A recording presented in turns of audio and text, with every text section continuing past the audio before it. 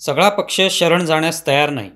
कारण अनेक समस्या आहेत, सुरक्षेच्या बाबतीत अनेक धोके आहेत.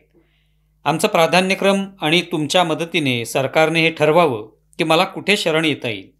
आमच्या सुरक्षेची जर हमी देण्यात आली तर मी तुम्हाला भेटेन. आम्ही मग कुणालाही भेटण्यास तयार आहोत. तब्बल 1 कोटींचं इनाम शिरावर असलेल्या मडवी हिडमाचं हे अखेरचं पत्र. एका पत्रकाराला लिहिलेलं. त्याच्या या नक्षलवादाच्या प्रवासात त्याच्याशी ओळख झालेला हा अनामिक पत्रकार, ज्याच्या माध्यमातून हिडमा सरकारच्या समोर बंदुका टाकण्यास तयार होता. अगदी हिंदी तेलुगूमध्ये ऑडिओच्या माध्यमातून आपलं म्हणणं मांडण्यासही तो तयार होता. पण ती वेळच आली नाही. सुरक्षा यंत्रणांनी हिडमाचा खात्मा केला. सोबत त्याची पत्नी राजे किंवा राजक्का हिचाही सुरक्षा यंत्रणांच्या गोळ्यांनी वेध घेतला. हिडमाच्या मृत्यूमुळे माओवादी कम्युनिस्ट पक्षाच्या सशस्त्र विंगचा पुरता बिमोड झाला असं मानण्यात येते. आता एका हाताच्या बोटावर मोजता येतील एवढेच कमांडर त्यांच्याकडे शिल्लक आहेत. माओवादी कम्युनिस्ट पक्षाची केंद्रीय समिती आता दुबळी बनली आहे. अवघे 7 सदस्य आता शिल्लक आहेत.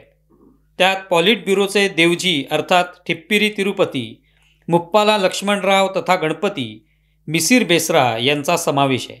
गणपतीचं वय तर आता 70च्या घरात आहे. तर मिसिर बेसरा हा झारखंडमध्ये अगदी थोड्या नक्षलवाद्यांसह लढतोय.